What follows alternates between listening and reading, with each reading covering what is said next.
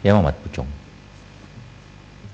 Masih Datuk Speaker, saya Yang Amat tidak... Puchong, lepas tu Yang Amat Tulu Intan, lepas tu Menteri menjawab.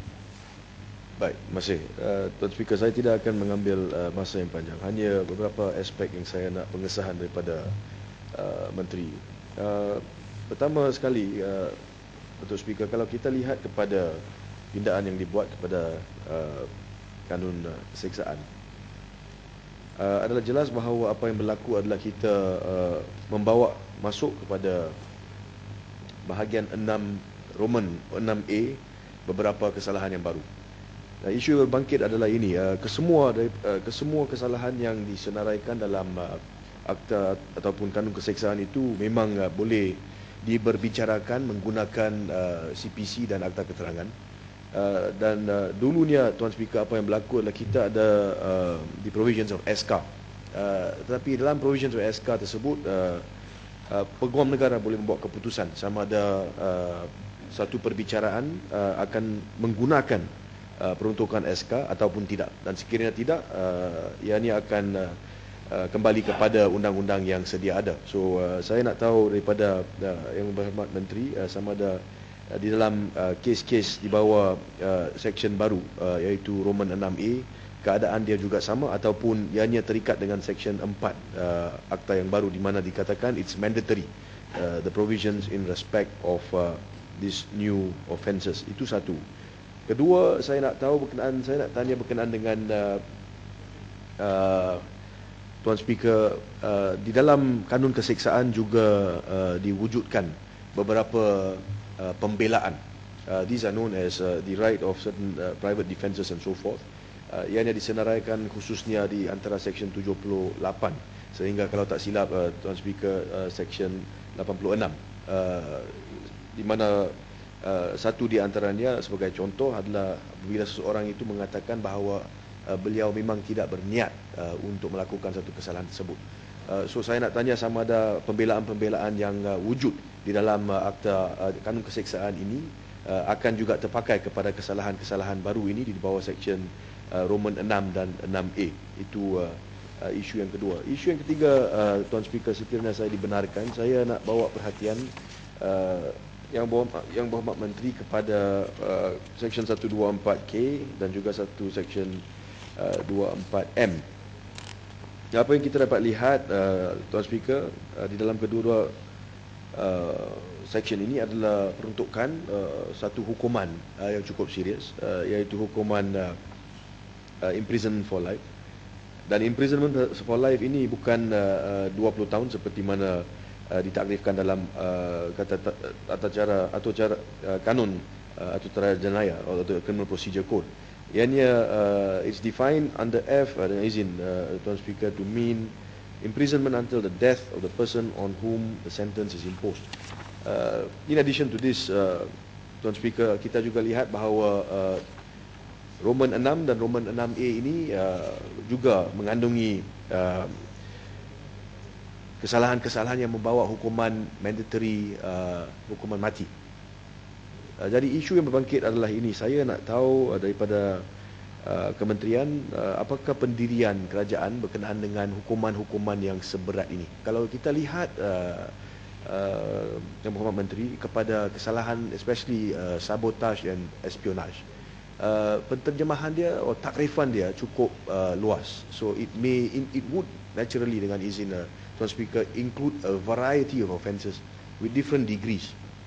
So persoalan dia adalah kenapa perlu untuk kita, walaupun terdapat tahap yang berbeza, different varieties, kenapakah perlu kita menetapkan satu hukuman mandatory yang membawa hukuman yang begitu berat? Itu isu yang pertama.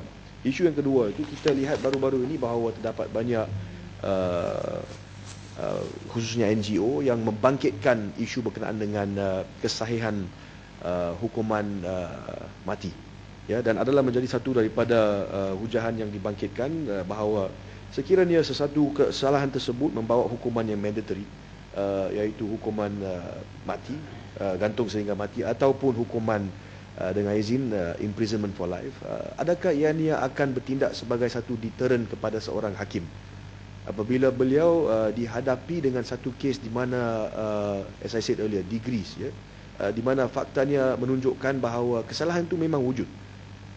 Tetapi kalau disabitkan, maka seseorang tersebut itu akan dihukum dengan keras sangat, either death or imprisonment for life. Kerana rujukan yang telah pun, kajian yang telah pun dilaksanakan, bukan saja di Malaysia tapi di seluruh dunia, menunjukkan bahawa sekiranya hakim itu tidak dibenarkan atau diberikan satu ruang, dalam bahasa Inggeris discretion, untuk isu hukuman, ianya telah pun dilihat sebagai satu perkara yang telah pun menyebabkan sesetengah hakim tersebut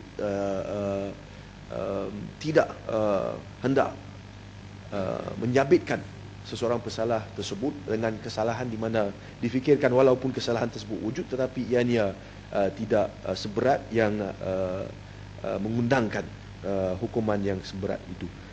Itu isu kedua. Dan akhirnya, Datuk Speaker, kalau juga boleh pertanyaan ini dimajukan kepada Yang Berhormat Menteri, isu yang sama berkenaan dengan death penalty. Saya rujuk kepada satu kenyataan yang dibuat oleh Yang Berhormat Menteri sendiri pada satu seminar atau satu an event baru-baru ini, di mana dinyatakan bahawa kerajaan juga sedar bahawa terdapat permintaan untuk the death penalty ini supaya ianya dimansuhkan, tetapi kerajaan sekarang menilai dan menunggu untuk melihat sama ada terdapat permintaan daripada orang ramai. So dengan izin Datuk Speaker, the approach by the minister is that we need the public to rise and to demand for the death penalty to be revoked. Dengan izin dan segala hormatnya kepada Menteri, I'm not very sure if that is the correct approach. Oleh kerana kita sebagai Parlimen, kalau kita tahu bahawa satu perkara tersebut itu tidak betul dan seharusnya dikaji semula, kita seharusnya tidak tunggu untuk orang ramai membawa perkara tersebut. Ya, cukup sekiranya badan-badan tertentu seperti NGO-NGO berkaitan, Bar Council dan sebagainya, membawa kepada perhatian kita bahawa sudah tiba masa untuk kita kaji semula kewujudan dan betapa efektifnya peruntukan undang-undang tersebut. So we should take the lead. If we feel that the law dengan izin is obsolete, then it would be our duty to act rather than to wait for people to complain before action is taken. So saya nak tahu setakat mana pendirian kerajaan berkenaan dengan aspek hukuman ini, yang saya rasa cukup penting, kerana kalau kita hendak meluluskan rang undang-undang ini, maka ianya juga akan dilihat sebagai satu tindakan di mana kita menyokong hukuman-hukuman tersebut, hukuman sebegini, which is death and also imprisonment for life, yang kalau kita lihat di merata tempat dunia lain, the approach is different. In fact, in most countries, the death penalty has actually been revoked. So saya minta penjelasan berkenaan dengan perkara itu. Saya ucapkan terima kasih, Datuk Speaker. Terima kasih, Yang Mulia. Ya, Datuk Intan.